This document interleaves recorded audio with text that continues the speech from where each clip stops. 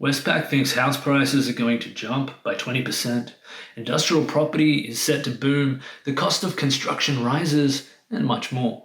This is all the important news affecting Tasmanian property this week. So hold on to your hats. Westpac thinks Australian house prices are going to jump by 20% by 2023. And as bad as they were at forecasting the future of the housing market during the pandemic, I think they're probably right about this. News.com.au reports Westpac said record low interest rates of just 0.1% would see real estate values in our nation's capital cities rise by 10%, both this year and next. More specifically, they think that Hobart is going to increase by 14% over the next 2 years. So if you're looking to jump into the housing market, now is the time. The Minister for State Growth announced in other news that ground has been broken on the Kings Quarter development in Kingston. The $300 million development, its first stage has begun and will consist of 80 new homes, associated infrastructure, and it will deliver over 60 jobs per year during construction and over 600 new jobs once complete. So that's great news for Kingston if you're looking to buy, invest there, live there, that sort of thing. In other news, new ABS data released this week has confirmed that the economy is continuing to recover from the government lockdowns, with Tasmania recording the highest jobs growth in the nation. The data shows that over the last 2 weeks of January, the number of jobs grew by 2.2%, and importantly, almost 80% of Tasmanians have now returned to work since the height of the lockdowns. In other news, Elise Archer, the Minister for Building, released a statement to assure people that despite claims about unreasonable rent increases occurring around the state following the expiry of the emergency period, the Residential Tenancy Commissioner is only considering just 4 applications for unreasonable rent increases. She went on to explain that the law already protects tenants from unreasonable rent increases.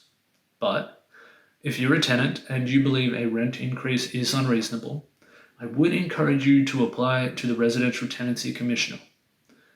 They should be able to help. Now, a word from our sponsor. Are you looking for a new home? Something unique, something beautiful? Then you should look at Eleonora in Tranmere. It is the latest in luxury waterfront living, and it will offer a mix of 3 to 5 bedroom apartments that boast unobstructed views of the Derwent Harbour and Mount Wellington. This exciting new development is the latest Kunama project, and it will hit the market very soon. So, visit eleonora.build to get all the latest details. Just type eleonora.build into your browser to find out more.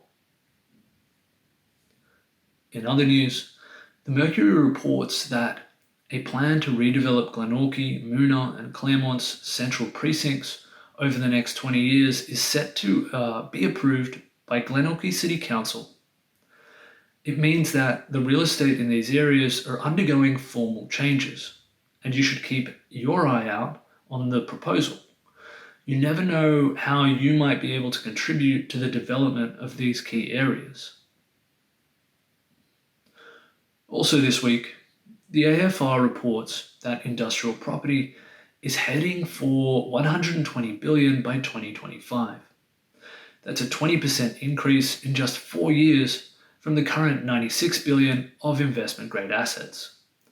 The main driver of this rapid expansion has been the billions being pumped into new giant warehouses for companies like Amazon, Australia Post, Coles, and Woolworths.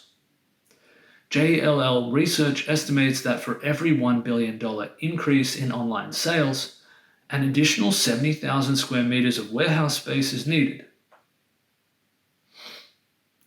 Sydney Morning Herald reports in other news that the share of household income being used to pay interest on debt has fallen to the lowest level in 35 years. Interest paid by Australian households dropped to about 5.5% of disposable income at the end of December.